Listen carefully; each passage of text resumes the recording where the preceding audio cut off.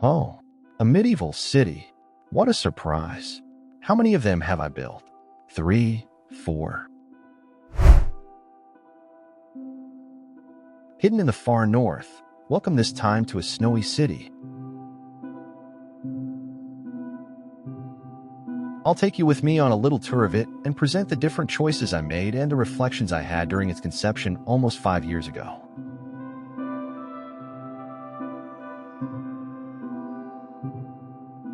Let's get started with the front gate. With hindsight, I find it way too small. A chariot couldn't pass through it, which is really silly for a city of this size. I also could have built a path in front of it for more realism, to show that the city is lively. Just under the gate, I wanted to recreate a crypt for the important people who died in the city, similar to the one in Winterfell from Game of Thrones.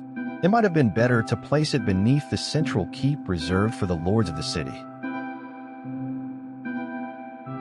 For the alley behind the front gate, I built large wooden warehouses to store all the resources of the city.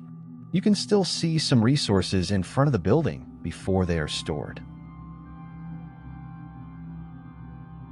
Now, let me introduce you to the marketplace. Located in the square in front of the city church and in the commercial part of town, this area is the perfect spot for citizens to find everything they need.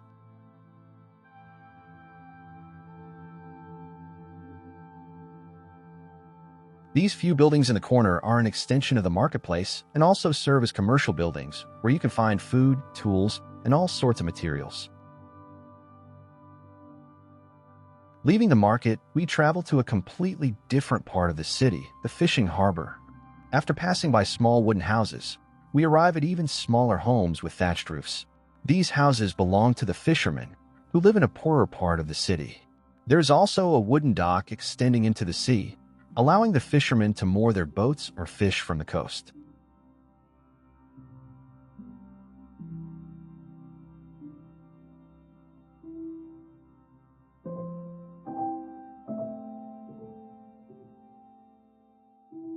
The dock also includes a special area for larger ships, whether they are warships or commercial vessels. On the dock, you can see many goods waiting to be sent to other cities for trade.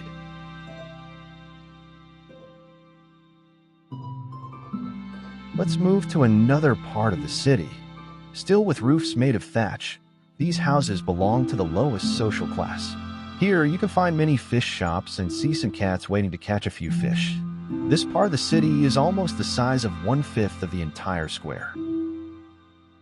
What I find regrettable in hindsight is that the wooden houses are a bit simplistic, with classic V-shaped roofs and no variations. In this neighborhood, the roads and houses all have very similar shades of coral. It might have been better to use more colors and give some buildings more unique shapes to make the city even more immersive.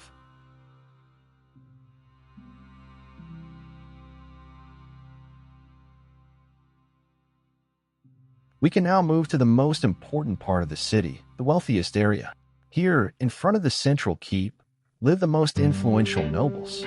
For this area, I chose to build imposing houses with 2 to 3 floors, with a base constructed from different materials than the upper floors to enhance the sense of grandeur. The pillars of these houses are made of durable stone bricks.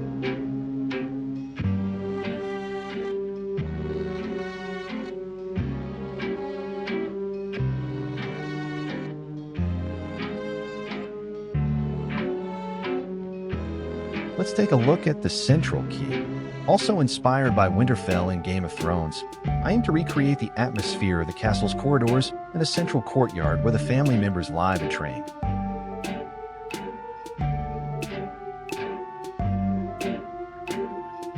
It's time for me to conclude this tour with the central avenue in front of the castle. This avenue is also part of the wealthiest area of the castle, where the richest bourgeois live. I built this city before the addition of campfires in Minecraft, which is why you see these small, improvised fires. I haven't mentioned the last part of the city, where the middle class resides. It features classic wooden buildings and a small wooden church. This is now the end of the video. I hope you enjoyed it. I've taken you on a tour of this old construction through various cinematics, sharing my thoughts during the building process so you can use them as inspiration if you want to create something similar. Feel free to leave your questions in the comments. I'll be happy to answer them. See you next time.